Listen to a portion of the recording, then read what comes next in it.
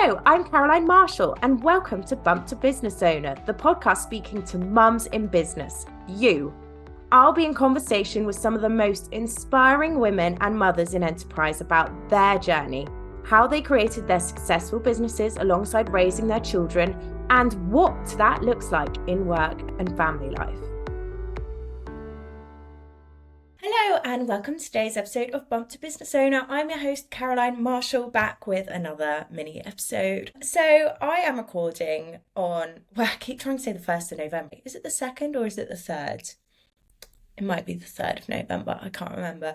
That's how my week is starting out. Returned from half term, like to say refreshed, probably not so much. And I've really noticed, has anyone else, 1st of November, the Christmas adverts have started. And the Christmas admin has started, people messaging me with plans or things to get the kids, which we're so lucky for. But let's face it, this is a mum podcast. All the messages are coming to me and not my husband.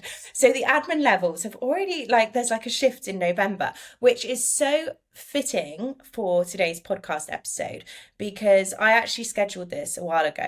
I've had plans to do this one at the beginning of Q4, then other episodes went out the way. But basically, it was to be a not another end Q4 with a bang podcast, because I listened to one in September and it was again just final push. Everyone, let's push for this end of year and finishing it on a high.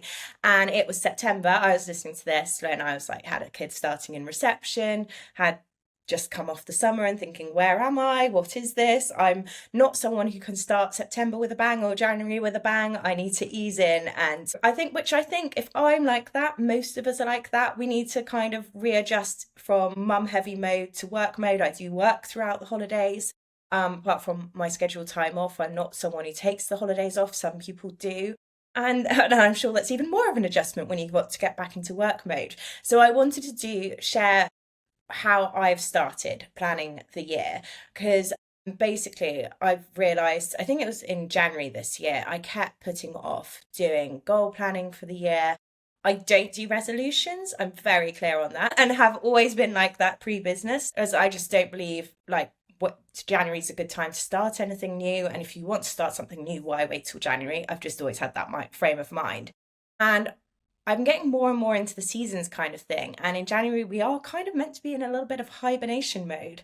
And it doesn't make sense to me to start my grand plans for the year in January. It's not when my energy levels work. And I just don't feel motivated to do that. I'm motivated to crack on with the business rather than dreaming up grand plans or vision boards. So it came about, I think January, I was really struggling to do it. And actually, in hindsight, I did the Goldman Sachs 10KSB program this year. And so to be honest, I didn't need to do it, because the whole point of that was that we were coming up with our 3-year plans for our business. So doing that, I decided to prolong everything. I wasn't starting that till February, so I carried on with the business in January. And then when I was working on the 3-year plans, my financial year starts in April, 1st of April, and ends 31st of March.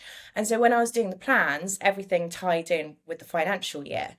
And every time I was talking to my dad, who's my accountant, and he'd say Q1, he'd mean it from April rather than Q1. If anyone splits their year into quarters, Q1, Q2, Q3, Q4. Sorry, it sounds obvious there, but I think it's always good to explain if people don't. But he was always referring to Q1 from April, because that's my financial year. So I was like, okay, well, this makes sense. Why don't I just do all my goals and plans and breakdowns of everything else aligned with April also, since I'm doing that with the Goldman Sachs business program. And isn't April a great time? It's my birthday month, but also it's spring. It's days are getting lighter, it just feels more optimistic. Easter holidays feel a bit easier than some of the other holidays. You get some bank holidays. I don't know. I just felt April and May is the time we should be dreaming up our big goals and plans and being looking at the year ahead. So I have completely shifted it from January to December, because also it's not just about kicking off things in January. You're also then trying to close everything up in December, putting all this pressure on yourself. Have I met all my goals? And to be fair, there are some businesses out there, a lot of companies out there, that year ends are in December. So sorry if you work for one of those. But if you run your own business, why would you want to put all that pressure to reach your goals in December? And I just don't feel like that makes sense. Everyone is starting to shut down. Last year, with so much holiday, not just on the team, but with our clients, I think everyone was kind of done with the year last year from, more so than previous years. And I just think it does not make sense there's enough pressure with December. If you're hosting, if you've got kids, if you've got Christmas holidays, I'll start on like the 12th this year. If you've got sometimes there can be a lot of feelings that come up with Christmas. It's not as straightforward for everyone. And I can relate to that. I love Christmas. Hence, I got married at Christmas. That's how much I love Christmas. But I've got 2 birthdays, my husband's and my son's. But also with my sons, it'll be the 5-year anniversary this December since we almost lost him. A lot of feelings do come up for me around that time now. And so why would I want to pressure myself into meeting my goals? Whereas March, I've got nothing going on in March. March is a good month to be like pushing myself before the Easter holidays maybe. And getting to that spring, getting to the time of my birthday, it's just made so much sense to me. So I always like to have this reminder that for me, readjusting this. I only started this, it was around the Goldman Sachs time, and then I have done a year plan with projects. One of my team, Kirsty, put all the projects in a spreadsheet for me and it looks amazing. And it's just having it all there, like laid out for the year, has meant I've got no pressure. I've just got the normal like pressure I put on myself with my business and the goals we want to achieve each month, and normal day-to-day business pressures. I'm not going to lie and say, oh no, it's so easy.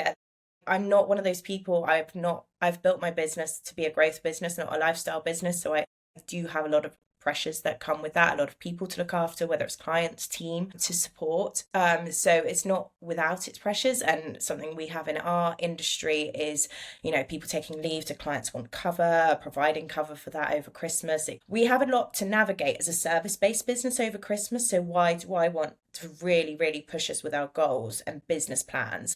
And I just don't believe in doing that. The days are shorter. Everyone's getting tired. We'll all start. If everyone's planning for Christmas now, we're all going to get Christmas fatigue. That's the thing. And so I think it's just remembering ignore those Q4 pushes. But as we are starting to go into the end of the year, and also January will be a thing, ignore that. Create your vision board for the next year. If it doesn't feel right for you to do it, then don't do it, is kind of my mantra now. Rebel with me on the New Year's resolutions, the December hustle of closing. It's, obviously very different if you say run a product business and your biggest time for sales is at Christmas. It's very different. I understand that. But if you're a business that isn't, based around Christmas or, having to push for those targets around Christmas, join me and join me with waiting till April to have that as our new year. And when it's spring and all the baby animals are coming out, the days are getting longer. And maybe that is an actual time for us to start afresh, and it works well for us. So that was my 2 cents on that. And, if that's something you're interested in, is me talking more about how I've planned my goals for the business, how I plan, they're all based around our financial goals, but also how we're going to scale that. So that's operational with the team. I'm still finding my way with that, because I think sometimes when you're building all new processes, something completely new, it's like I've put this on a LinkedIn post recently. It is like 2 steps forward and 4 steps back. We're not running to plan with everything, and I'm okay with that. Probably because it's November, December, and I'm like, what will be, will be. We are running to plan with other things, which is, the growth is going in the right direction slowly, which is fantastic. And I've got some other exciting projects and news working on in the background to bring soon. So join me in this anti-Q4 hustle culture. So if you are in Q3, come join me in celebrating the fact we have a lot less pressure on us during the lead up to Christmas. And let me know how you handle Q4. I'd really like to learn from other business owners how you're managing this time. I think it's very easy to get swept up in the excitement of Christmas, and everyone, there's a lot to do for us planning at home and planning in our businesses. And I'd love to hear how other people are doing it. I've already started our planning with some in-person, some not in-person. We do a Slack Christmas party, virtual, which is always one of my favourite events of the Christmas season because it's really low pressure. Tell me how you plan your years and whether it's worked for you as well. If, like me, you've started yours in the spring and Easter, rebirthing, the birthing season, I like to call it, and then closing down right before Easter. Is that that. Is that how you do it as well? And has it worked for you? Thank you so much for listening to Bump to Business Owner. I hope you enjoyed the conversation. Please do rate, review, follow, or subscribe wherever you're listening. It really helps us to connect with more mums and business owners. You can DM me on @BumpToBusinessOwner on Instagram, and I'll be back next week.